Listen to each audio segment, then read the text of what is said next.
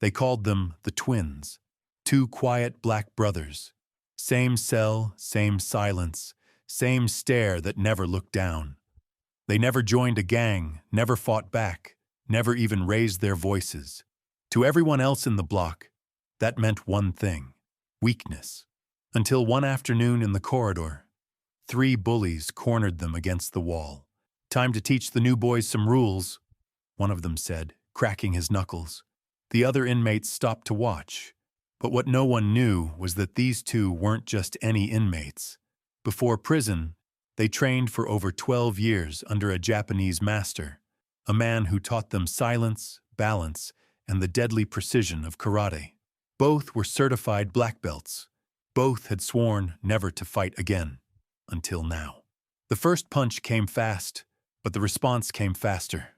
A block, a strike, a kick. 3 seconds later, the bullies were on the floor, silent, gasping for air. No one in that corridor moved. They weren't looking at victims anymore. They were looking at warriors who just decided to stop hiding who they were. Stay with me until the end, because what the warden discovered about those twins' karate past would change how the entire prison saw them forever.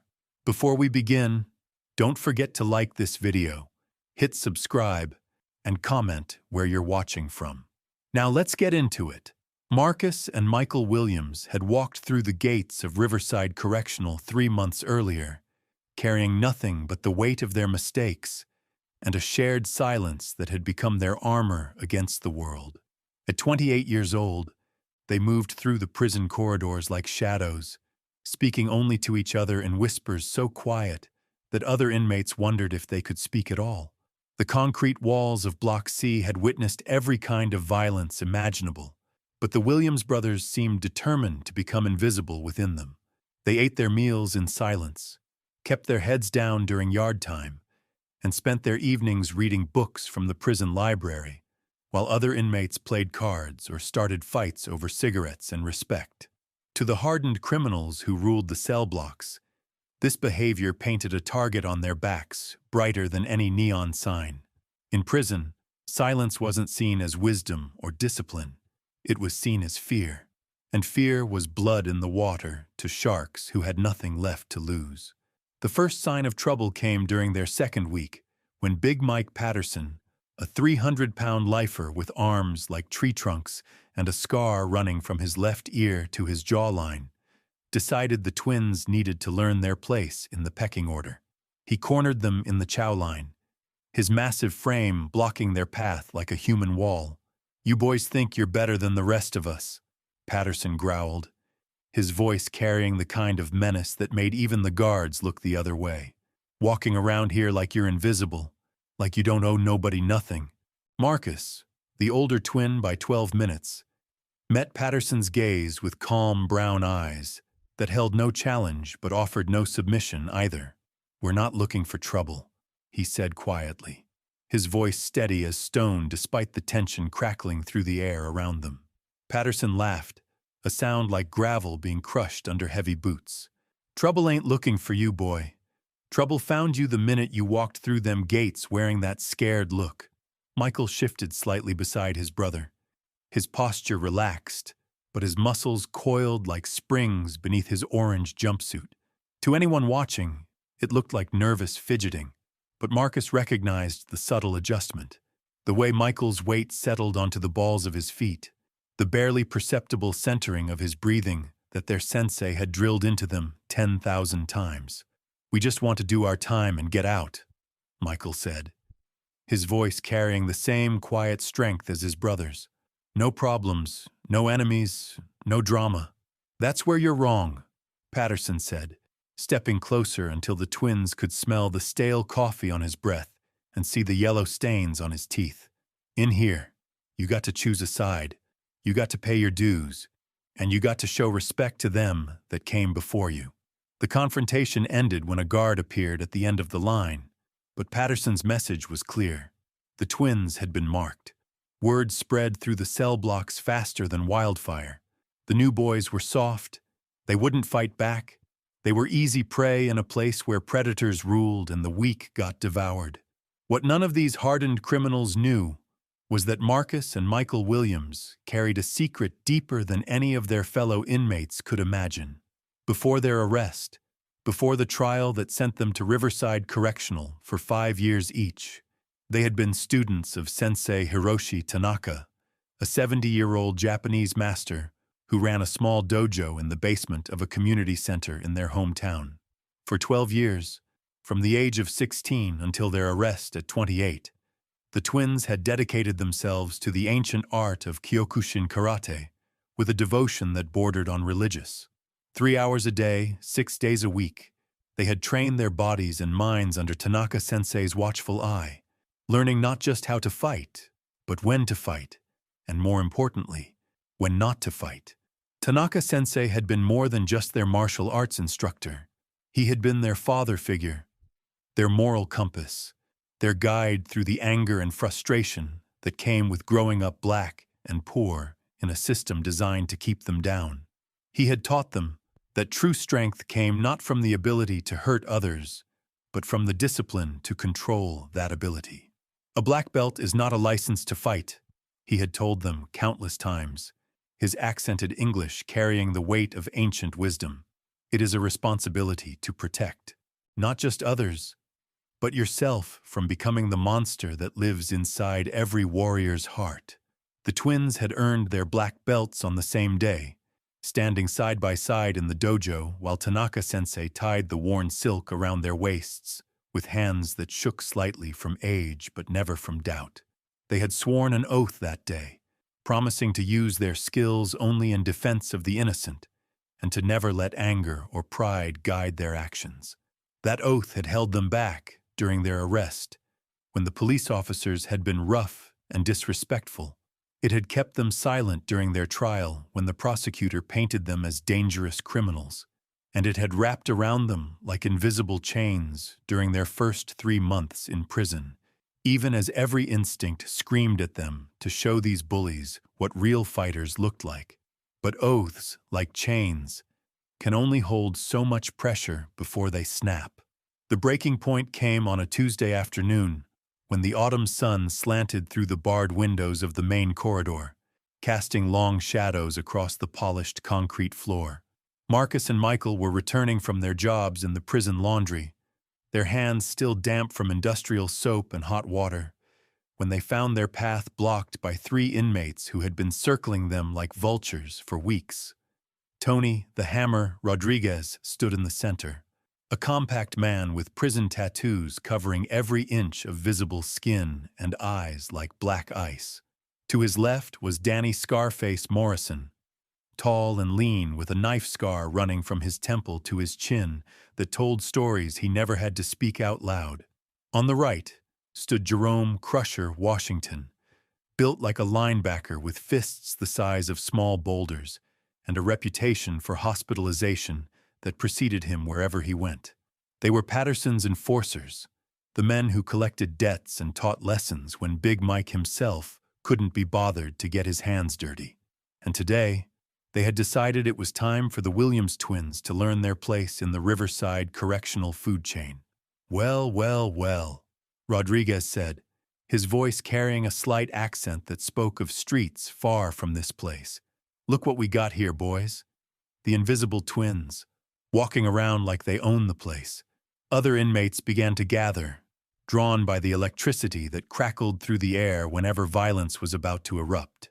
They formed a loose circle, some pretending to read or talk while others openly stared, waiting for the show to begin. In prison, entertainment was scarce, and a good beating was better than cable television. Marcus felt his brother's presence beside him, solid and steady as always. They had faced moments like this before, in back alleys and school parking lots, in bars and on street corners, but never while wearing orange jumpsuits, never while surrounded by men who had nothing left to lose. "We don't want any trouble," Marcus said, his voice carrying the same calm authority it had held in the chow line weeks earlier. But this time, something was different. This time, the words felt hollow, like a prayer spoken without faith. Morrison laughed, a harsh sound that echoed off the concrete walls. "Trouble don't care what you want, boy. Trouble's already here, and it's got your name written all over it. Washington cracked his knuckles, the sound sharp as gunshots in the tense silence. Time to teach you new boys some respect. Time to show you how things work around here. The twins exchanged a glance that lasted less than a second, but communicated volumes. In that brief moment, 12 years of training, 3 months of restraint, and a lifetime of brotherhood crystallized into perfect understanding. They had kept their oath as long as they could. They had turned the other cheek until there were no more cheeks to turn. Rodriguez stepped forward, his hand already curling into a fist, his lips pulling back to reveal gold-capped teeth in a predatory grin. Don't worry, boys. This won't take long. But as Rodriguez drew his arm back, something shifted in the air around the twins, like the moment before lightning strikes. Michael's breathing deepened, settling into the rhythm Tanaka-sensei had taught them years ago. Marcus felt his stance widen almost imperceptibly, his center of gravity dropping as muscle memory awakened from months of forced sleep. The first punch came exactly as they had anticipated. Rodriguez telegraphed it with his shoulders, his weight shifting forward in the clumsy way of someone who had learned to fight in prison yards rather than disciplined dojos. His fist cut through the air with brute force, but no technique, no subtlety, no understanding of the science that turned human bodies into weapons. Marcus moved like water flowing around stone. His left hand rose to intercept Rodriguez's wrist, redirecting the punch harmlessly past his shoulder, while his right hand shot forward in a lightning-fast strike to Rodriguez's solar plexus. The impact was precise, calculated, devastating. Rodriguez doubled over, his breath exploding from his lungs in a harsh wheeze that echoed through the suddenly silent corridor. Michael had already turned to face Morrison, who was charging forward with his scarred face twisted in rage. But where Morrison expected to find an easy target, he found instead a master of distance and timing. Michael sidestepped the wild swing with fluid grace, his body moving in perfect harmony with principles learned through years of kumite sparring. His elbow found Morrison's ribs with surgical precision, followed immediately by a knee strike that lifted the taller man off his feet. Washington, seeing his companions crumple, let out a roar of fury and rushed forward with both fists swinging. But the twins moved as one organism, their 12 years of training together, creating a synchronicity that seemed almost supernatural. Marcus ducked under Washington's right cross while Michael swept the big man's legs, sending all 300 pounds of muscle crashing to the concrete floor with a sound like thunder. The entire exchange lasted exactly 4 seconds. 4 seconds to shatter the illusion that had protected the Williams twins for 3 months. 4 seconds to transform them from prey into predators in the eyes of every man watching. 4 seconds to change everything. The corridor fell into a silence so complete that the only sounds were the labored breathing of the 3 defeated bullies and the distant echo of footsteps from somewhere else in the prison. Inmates who had gathered expecting to witness a beating stood frozen, their minds struggling to process what they had just seen. These weren't random lucky strikes or desperate flailing. These were the movements of trained fighters, warriors who had deliberately hidden their abilities until the moment they chose to reveal them. Rodriguez struggled to his knees, his face pale and his breathing shallow as he fought to refill his lungs. Morrison clutched his ribs, blood trickling from the corner of his mouth where he had bitten his tongue during the fall. Washington remained on his back, staring at the ceiling with eyes that held a mixture of pain and disbelief. Marcus and Michael stood calmly in the center of it all, their breathing already returned to normal, their posture relaxed but alert. To anyone who understood martial arts, their stance spoke volumes. These were not men who had gotten lucky. These were black belts, who had just given their opponents a gentle lesson in the difference between prison fighting and true martial arts mastery. The crowd began to disperse slowly, inmates shuffling away with backward glances and hushed whispers that would carry the story to every corner of Riverside Correctional before the dinner bell rang. Some looked impressed, others concerned, and a few wore the calculating expressions of men wondering how this new information might be used to their advantage. But it was the guard's reaction that would prove most significant. Officer Janet Martinez, a 15-year veteran who had seen every kind of violence the prison system could produce, had witnessed the entire confrontation from the far end of the corridor. She had reached for her radio when she saw the three enforcers corner the twins, preparing to call for backup to break up another beating. Instead, she found herself watching a display of controlled violence that was unlike anything she had ever seen inside these walls. Martinez approached slowly, her hand still hovering near her radio, but no longer with the intention of calling for help. Her dark eyes moved from the groaning bullies to the calm faces of the twins, reading the situation with the practiced eye of someone who had learned to distinguish between different types of danger. "What happened here?" she asked, though her tone suggested she had seen enough to draw her own conclusions. "They attacked us," Marcus replied simply, his voice carrying no boast, no satisfaction, just a statement of fact. "We defended ourselves." "That's all?" Martinez asked, though she could see Rodriguez still struggling to breathe properly, and Morrison favoring his left side where the elbow strike had found its mark. "That's all," Michael confirmed, his eyes meeting the guards with the same quiet honesty his brother had displayed. Martinez looked down at Washington, who was finally sitting up, but still seemed dazed by the speed and efficiency of his defeat.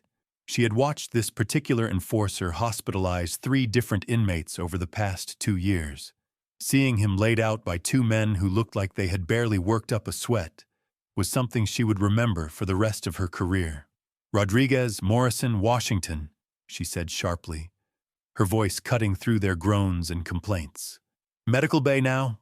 Get yourselves checked out, and then report to your cells. No stops, no conversations, no detours." The 3 men struggled to their feet, their earlier confidence replaced by the careful movements of those who had learned a painful lesson. Rodriguez shot a venomous look at the twins, but there was something different in his eyes now. The casual dismissal was gone, replaced by the wary respect one predator gives to another. As they limped away, Martinez turned back to Marcus and Michael. "You two, my office, now." The walk to the administrative section felt longer than usual, their footsteps echoing through corridors that seemed to watch them with new interest. Other inmates they passed stopped their conversations, some nodding with newfound respect, others calculating how this shift in power dynamics might affect their own situations. Martinez's office was small and cramped, filled with filing cabinets and incident reports that spoke to the daily violence of prison life. She gestured for the twins to sit in the 2 metal chairs across from her desk, while she settled behind a computer that had seen better days. 12 years, she said, without preamble, her fingers already moving across the keyboard. "That's not luck. That's training. Professional training." Marcus and Michael exchanged a glance, but remained silent. "I'm looking at your files," Martinez continued, her eyes scanning the information on her screen. "Clean records before your arrest. No history of violence, no gang affiliations, no martial arts background listed anywhere in your documentation." She looked up, her gaze moving between them with sharp intelligence. "But what I just witnessed wasn't prison yard brawling. That was technique, precision, control." She paused, letting her words sink in. "So I'm going to ask you once, and I want the truth. What aren't you telling us about your background?" The silence stretched between them, heavy with implications. Martinez had seen enough violence to recognize the difference between lucky amateurs and trained professionals. The way the twins had moved, the calculated nature of their strikes, the perfect timing and distance management, these were skills that took years to develop and a lifetime to master. "We trained in martial arts before our arrest," Marcus finally said, his voice steady but cautious. "Kyokushin karate. We both hold black belt rankings." Martinez leaned back in her chair, a dozen different thoughts racing through her mind. Black belts, in one of the most demanding and physically challenging karate styles in the world. It explained everything she had witnessed and raised 100 new questions about how two highly trained martial artists had ended up in her prison. "How long?" she asked.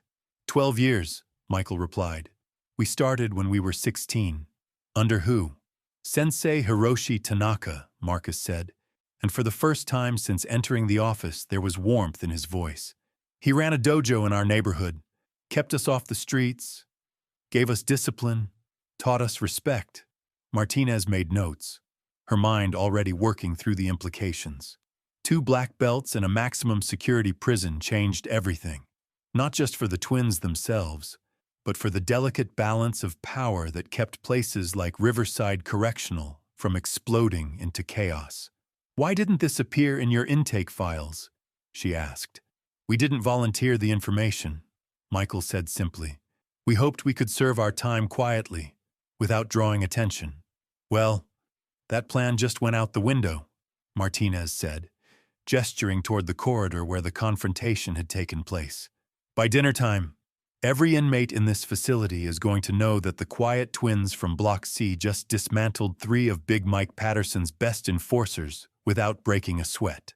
She stood up, moving to the window that looked out over the exercise yard, where groups of inmates moved in the careful patterns of those who understood that survival depended on knowing your place and staying in it. "You realize what this means," she said, not turning around. "Patterson isn't going to let this slide. Rodriguez, Morrison, and Washington are his people. They represent his authority in this place. What you did to them, you did to him." Marcus felt his jaw tighten. They had known this moment would come eventually, had hoped against hope that they could avoid it. But deep down, they had always understood that their secret couldn't remain hidden forever. "We'll handle whatever comes," he said quietly. Martinez turned back to them, her expression serious. "This isn't about what you can handle. This is about what happens to this facility when word gets out that we've got 2 martial arts experts who've been hiding their abilities. Every gang leader, every would-be tough guy, every inmate looking to make a name for himself is going to want to test themselves against you." She was right, and they knew it. The careful anonymity that had protected them was gone, shattered in 4 seconds of revealed skill. Now they would have to navigate a completely different kind of prison experience, one where their abilities made them targets instead of keeping them safe. "But there's something else you need to understand," Martinez continued, her voice dropping to a more serious tone. "The warden is going to want answers. When 3 of Patterson's enforcers end up in medical bay after what witnesses are calling the fastest takedown in Riverside history, questions get asked. Reports get filed, and those reports make their way to people who don't like surprises in their facility." She pulled out a thick folder from her desk drawer, the kind that held incident reports and disciplinary actions. "I can write this up as self-defense. The witnesses will back that story because that's exactly what it was. But I can't hide what everyone saw. Your secret is out, and that changes everything about how you'll be treated in here." Michael leaned forward slightly, his voice calm but concerned. "What are you suggesting?" "I'm suggesting that you 2 have just painted targets on your backs that are going to be visible from space," Martinez replied. "Patterson runs drugs, protection rackets, and contraband smuggling through half this facility. His reputation is built on fear, and fear is built on the idea that his people are untouchable. You just touched 3 of them so hard, they're going to be eating soft foods for a week." Marcus felt the weight of their situation settling over him like a heavy blanket. They had hoped to serve their time quietly, to honor their sensei's teachings about avoiding unnecessary conflict, to prove that they had learned from their mistakes.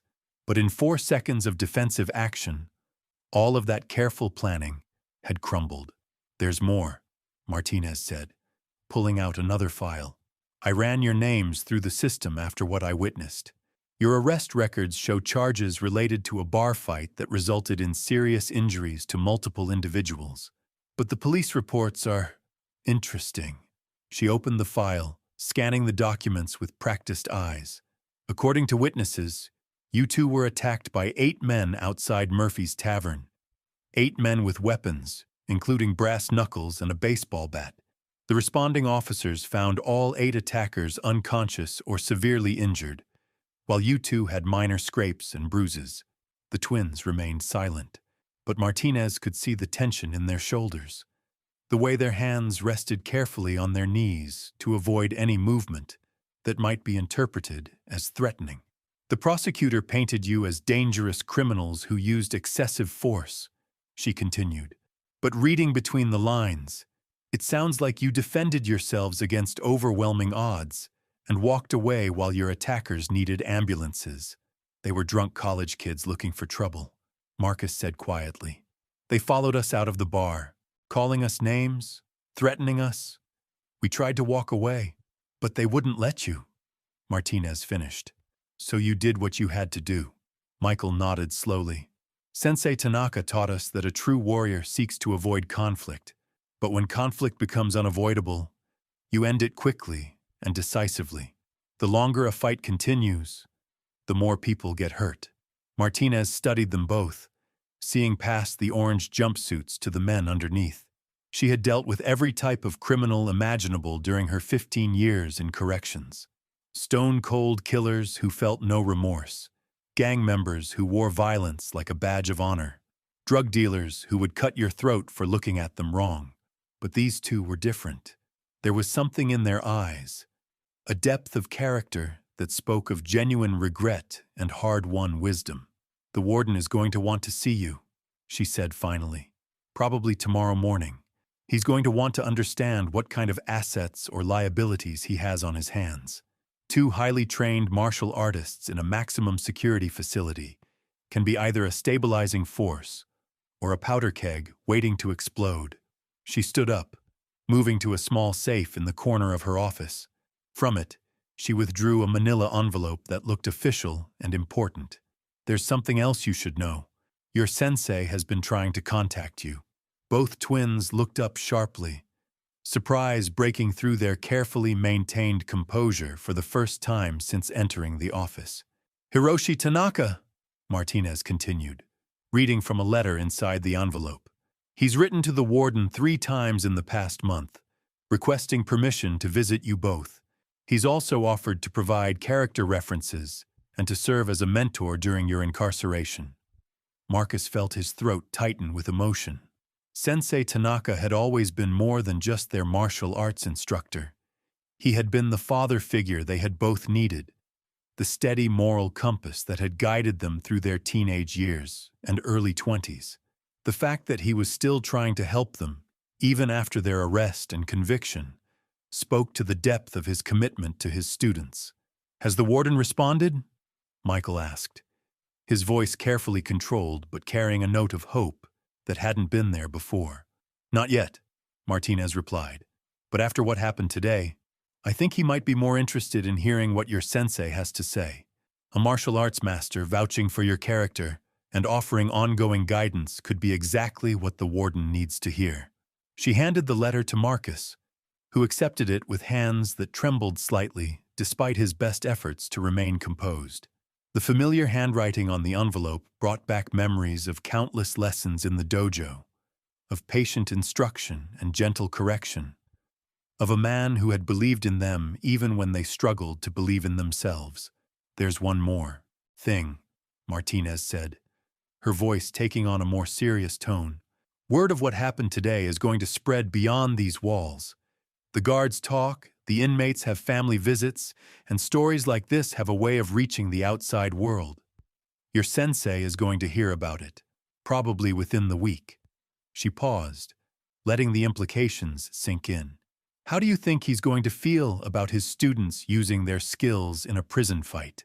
The question hit both twins like a physical blow. Throughout their training, Sensei Tanaka had emphasized the spiritual aspects of karate as much as the physical. He had taught them that true strength came from restraint, that the highest level of martial arts was to defeat an enemy without fighting. The oath they had taken upon receiving their black belts had bound them to use their skills only in protection of the innocent, never in anger, never for personal gain, never to prove their superiority over others. He'll understand, Marcus said, though his voice carried less certainty than his words suggested. We were defending ourselves. We had no choice. Did you? Martinez asked quietly. You're both intelligent men. You've managed to avoid confrontation for 3 months in one of the toughest facilities in the state. Couldn't you have found another way? The question hung in the air between them, sharp and uncomfortable. Both twins knew that their sensei would ask them the same thing, would push them to examine their actions, not just in terms of effectiveness, but in terms of the principles they had sworn to uphold. Sometimes there is no other way, Michael said finally, but his voice lacked conviction. Martinez nodded slowly. Maybe. But that's a conversation you'll need to have with your sensei, assuming the warden approves his visits. She moved back to her desk, picking up the incident report she would need to file. For now, you need to focus on staying alive. What happened today has changed the entire dynamic of this facility. Patterson is going to respond, and when he does, it's going to be with overwhelming force. She looked at them both seriously. I've seen this before. When someone challenges the established power structure in a place like this, the response is swift and brutal. Patterson can't afford to let what happened slide, because if he does, every inmate in this facility will start to question his authority. Marcus felt a chill run down his spine. They had hoped that their display of skill would serve as a deterrent, that showing they could defend themselves would earn them the respect and space they needed to serve their time quietly. But Martinez was right. In the rigid hierarchy of prison life, what they had done wasn't just self-defense. It was a declaration of war. What do you recommend? He asked. Honestly, I recommend you watch your backs every second of every day, Martinez replied. Stay together, stay alert, and don't trust anyone. Patterson has resources you can't imagine. He's got inmates on his payroll in every block, guards who look the other way for the right price, and connections that reach into every corner of this facility. The Williams twins walked back to their cell that evening, knowing their world had changed forever. 4 seconds of revealed truth had shattered 3 months of careful invisibility, transforming them from forgotten inmates into legends whispered through every corridor of Riverside Correctional. Marcus held Sensei Tanaka's letter against his chest, feeling the weight of 12 years of training, discipline, and honor pressing down on his shoulders. They had broken their oath, crossed a line they had sworn never to cross, yet in defending themselves, they had also defended something deeper, the principle that strength without action is meaningless when innocent lives hang in the balance. The prison around them buzzed with nervous energy as word spread like wildfire through the cell blocks. Some inmates looked at them with newfound respect, others with calculating eyes that measured opportunity against risk. But none looked at them with the casual dismissal they had grown accustomed to during their first 3 months behind bars. Officer Martinez was right about everything that would follow. Patterson would respond with overwhelming force, seeking to restore his damaged reputation through brutal example.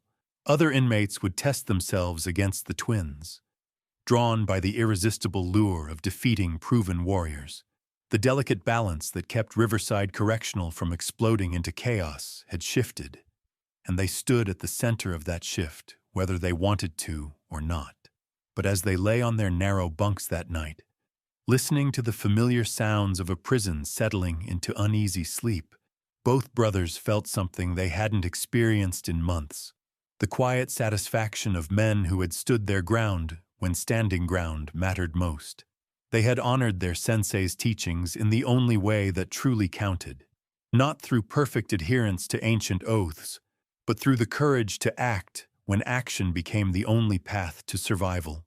Tomorrow would bring new challenges, new threats, new tests of their resolve.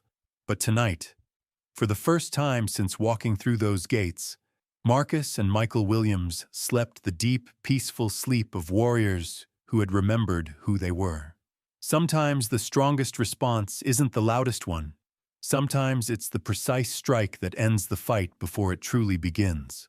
The twins had learned that lesson in a dojo years ago, but they had proven it in a prison corridor where silence finally gave way to action. and action spoke louder than any words ever could.